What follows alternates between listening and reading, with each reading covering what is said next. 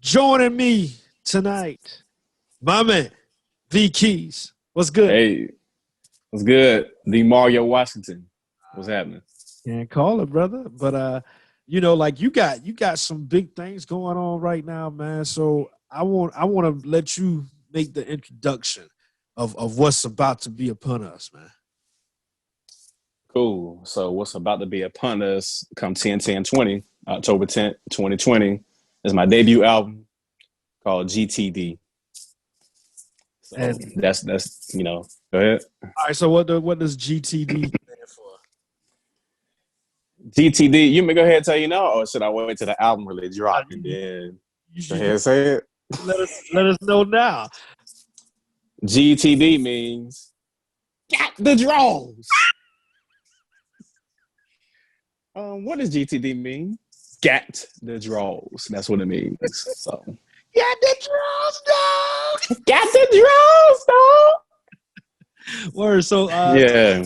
So what made you name the album that?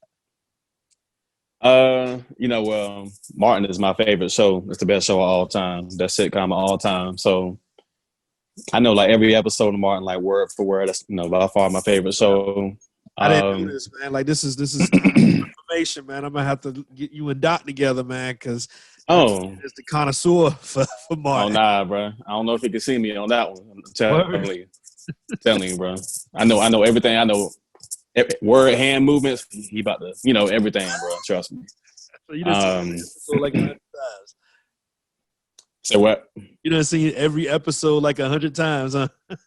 Probably about 1,000. You know what I mean? Give or take 1,000. You know what I mean? But so I had been wanting to make an album kind of like with the cuffing season kind of thing, to drop in the fall, because the fall is quote unquote cuffing season.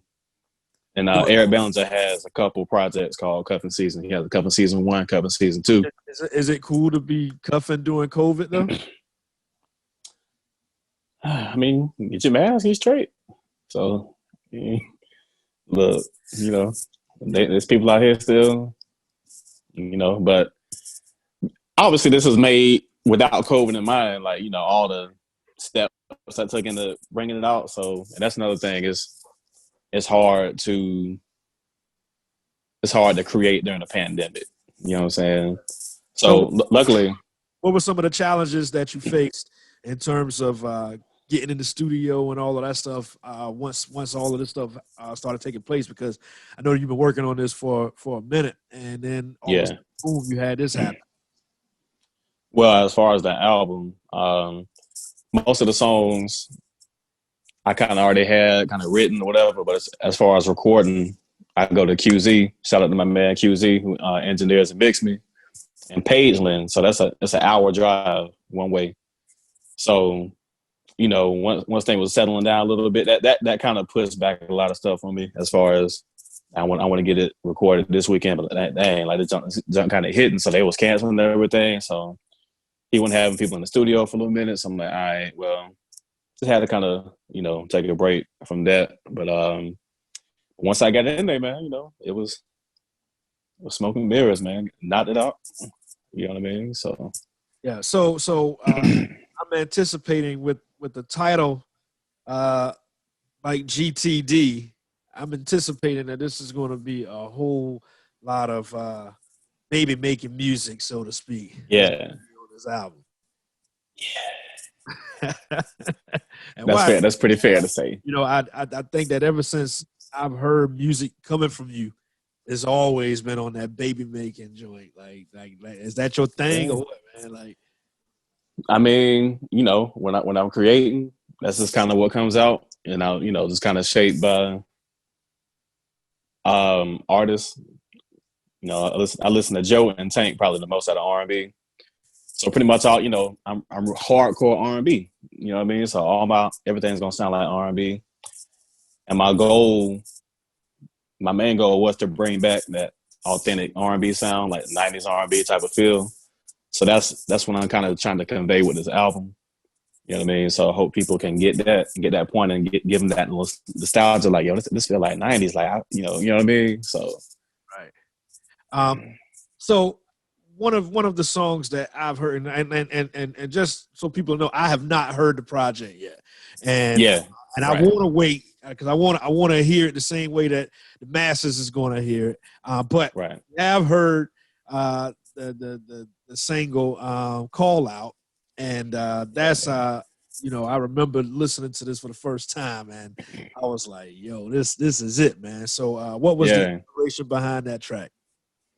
Man, like, so originally Call Out was like the craziest because every song has a story pretty much. So I think Call Out is probably like the craziest. It's not crazy, but it's like, dang, he went through a lot for that record. So originally I had a song called Tears of Joy I wrote like 10 years ago. I don't even know if you remember that joint, but I had them lyrics for Call Out. I had the two verses on Call Out. I wrote them joints for another song called Tears of Joy that I never released, this and that. But once I got the look with Tank, once I did the co-write with Tank and all that. That in a second though.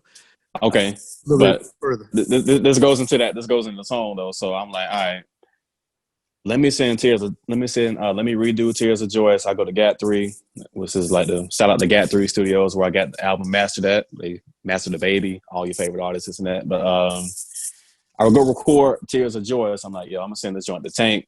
Like, this is right after he dropped When We. So I'm like, yo, this joint is right in the alley. So I'm like, yo, he gonna love this joint. So I never finished it. I never finished recording it. I only got like a verse done and I just never went back. Like, stuff happens. But then the track though, the actual music is produced by the agent, my guy, the agent, shout out. So he made the track in 2015. And originally for that track, it was called My. So my, I'm gonna give you that Marvin, some Luther, Stevie, hit the hookah. Believe me, we can do this every night. Bumping that Barry White. I need a bake of sweet love. Got me making sweet love, yeah.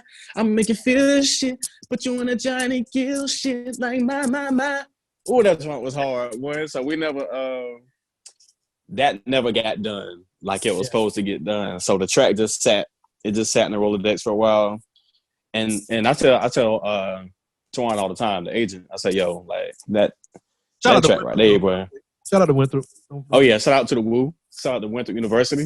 To the Eagles. But I told him all the time, like, yo, bro, that track, that might be my favorite joint that you did. Yeah. So I was just playing around one day. I'm like, yo, I was at the crib and I was just taking the lyrics to Call Out. And I played the track. And I was like, I'm like, oh yeah, like you know what I mean. So like, hand in glove, huh? Yeah. As soon as that jump happened, I knew. And then the way I wrote the hook, though, I wrote the hook. This was a crazy time. It was in the summer of 2017. It was like a little time period where there was a lot of stuff going on. I just lost my job. My mom had just got diagnosed with breast cancer. So around this time, and I was just like, I was just kind of out of it, just, you know what I mean, this and that. So I was just writing one night to this YouTube track, and I wrote the hook, lay it, slay it, strip it, tease it, flip it. And so I had Trey Songz in mind. I'm like, all right. I'm like, I got this little Trey Songz kind of hook, you know what I mean? So when you were these songs, like you were thinking about just making a reference track and giving it to one of these artists, seeing if they wanted to record it themselves, or were you thinking about you recording it yourself the entire time? Kind of both. Yeah. But Tears of Joy, I definitely was gonna redo that to send to Tank. But like the Call Out as far as the hook, it was kind of both. I'm like, you know what? I could use it, but I could still shop it. You know what I mean? So anyway, it all came together. I recorded it last October, and I released it as my first. Right, it was actually my second single I released. So I released it last December 2019. So Right. all out. So you mentioned the connection with Tank. Let's talk a little bit about how that came about and where it went to. Word. Okay. 2016 Thanksgiving. Well, and actually, there was times before that here and there, like on social media, like I'll tag him or something. He'll give me a quick little shout out. Like I remember it was Mother's Day 2014. He had a little contest on YouTube that he was doing, that sing a song or something like that. And then I just remember we was at the house. It was Mother's Day. We was at the house. You know what I mean? It was on the couch or whatever. And Tank just tweeted me. He's like, "You nice, son." He's like, "V Keyz, you nice, son." I was like, "Oh, snap." What hit me back, you know what I mean? So that was like the first time that I seen him acknowledge me, you know what I mean? So from there, I'm like, okay, I might be kind of on the radar a little bit. He, this and that. So 2016, so he go on Instagram and was like, all my creators out there, I want to do a Thanksgiving song. So send me a beat, just send me a track. And just send me a beat. Let's make a song together. Let's do it. So it was Thanksgiving Eve, which was Wednesday. That Wednesday, I go over to Twan crib, the agent. Go over there. So we're trying to cook up. We trying to make a track and all this and that. And actually, before I did that, I was at the house, my place, before I went over there, and I was singing what the hook eventually is for the song. I was singing that, playing that at home, and I sent it to him. You know what I mean? I was on Instagram on DM. So I'm like, "Thankful for you, for all my family and friends, family, friends, whatever." So I sent that to him. I'm like, "Well, damn, he do want a track though." So I'm like, hit Twan, let's make a track for this and see if he hit us back. So in the process of us making the track, we took like a little break or whatever. And it's like right when we took a break, we was chilling for a couple minutes. Tank DM me. He hit me on the DM. He's like, "Yo, bro, I'm rocking with you, bro." I'm like, "Word," you know what I'm saying? Yeah. So from there, he hit me like, "I'm rocking with you." Man, that was a fun night, man. We were so hyped. We was hyped, and you didn't know that he was going to actually use it at that point, though, right? Nah. It's like, "Yeah, I'm rocking with your lyrics, bro. I'm rocking with you." So I'm like, "Let's go." So I'm like, "All right, bet." So that night is he went on Facebook Live that night, like around midnight, and he's like, no, it was midnight of, when was it? I forgot when it was, but he went live on Facebook and Instagram and was like debuting the song. And I remember like when he was shouting me out, he's like, and my guy Paul Murashav did the track. Shout out to him. And also my guy Vince V Keyz, he wrote the hook, and then like these words I got on my poster here. You probably can't see them, but in a quote, he says, "Listen to him play the keys and make tracks and dazzle you with the vocal dexterity and acrobatics," and you know what I mean. So that's how he be. So that was an awesome moment, man. So we made the song "Thankful for You." That's on this Christmas EP, a classic Christmas night that came out 2016. Dope stuff, man. So for people who are being introduced to you for the very first time, if there was some artist out there, like, and I know you mentioned Tank, you mentioned Joe, but if there's an artist out there that you say that you're comparable to, that other people would like to compare you to, who would that be? D'Angelo. D'Angelo and Tank. But everybody understands all the words that you say. Right. I mean, like, we're talking prime D'Angelo. I mean, the greatest. But yeah, because he'll, like, live performance wise, man, like, like when Tank, all them cats can play instruments, whatever, but Tank usually doesn't, not usually, but a lot of times he's more standing up around and stuff. D'Angelo is too, but then when he got so much energy, man, when he when he be rocking the keys. So I think my style is more are them two combined and Joe, as far as that's what kind of music you can expect, kind of R&B, and like just I can get on the keys with it, or I can just rock the crowd, you know what I mean, with a track or whatever. So I like to say that Your sound is definitely unique, man. And I Appreciate told you this plenty of times before and stuff, man. But like, I think that that combination of the people that you have grown listening to, and you just kind of like morph all of those styles into something that is different.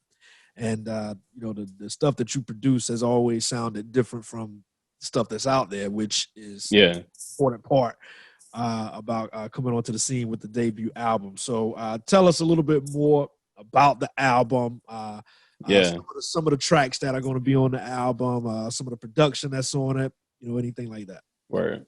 Okay. Yeah, like as far as the sound, yeah, I appreciate that. And that's one of the things I was kind of wanting to do is be different, man. Like, I always just want to do something different. You know what I mean? Like now it's a lot of R&B out. It sounds like not to say it's trash, but a lot of it's kind of like vibe music. Like it's cats that really can't sing. There's the tracks all kind of sounding mad similar. Blocks.